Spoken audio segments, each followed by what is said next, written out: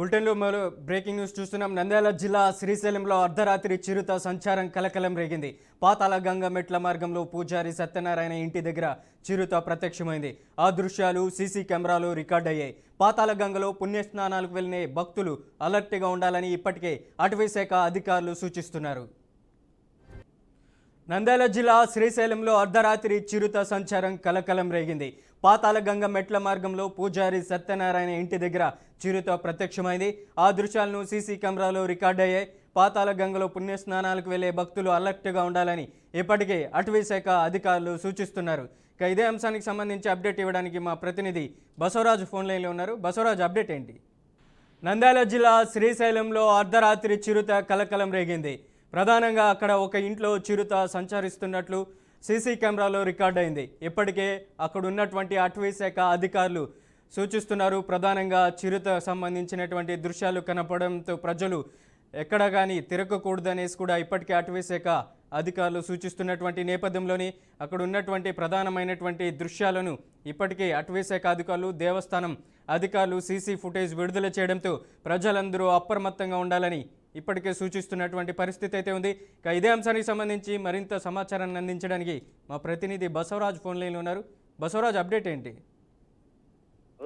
ఏదైతే నంద్యాల జిల్లా శ్రీశైలంలో చిరుత సంచరించడం ఇది మొదటిసారి కాదు, కానీ గతంలో చాలాసార్లు కూడా చూసాము. తరచుగా చిరుత ఆ అటవీ ప్రాంతం నుంచి జనవాసాలకు వస్తున్న పరిస్థితులు కనిపిస్తున్నాయి. తాజాగా నిన్న రాత్రి ఏదైతే పూజారి సత్యనారాయణ ఇంటి వద్ద అంటే అర్ధరాత్రి ఆ చిరుత అక్కడ సంచారం చేసినట్లు సీసీ ఫుటేజ్ లో రికార్డ్ అయింది. ఈ చిరుత అక్కడ సంచారం చేయడంతో అంటే భక్తాదులు ఎక్కువగా పాతాళ గంగ వద్దకు స్నానాలకు వెళ్తుంటారు కాబట్టి ఆ పాతాళ గంగ వద్ద ఈ చిరుత వచ్చిన నేపథ్యంలో అంటే అటవీ అధికారులు కావచ్చు, ఆలయ అధికారులు కావచ్చు, అంటే భక్త జనానికి అయితే ఒక హెచ్చరిక జారీ చేశారు. అంటే మీరు అప్రమత్తంగా ఉండాలి.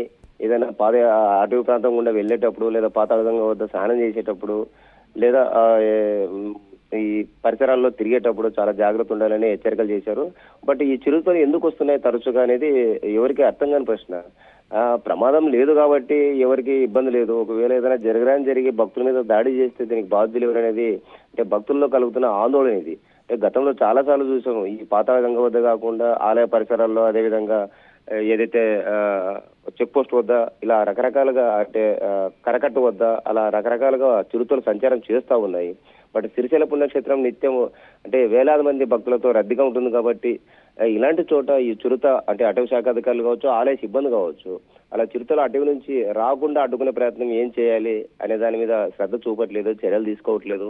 అంటే ఇప్పటికే చాలా సార్లు వచ్చినా కూడా రాత్రి వేళ వస్తున్నాయి, సంచారం చేస్తున్నాయి. బట్ సీసీ కెమెరాలో మాత్రం ఫుటేజ్ లో రికార్డ్ అవుతుంది.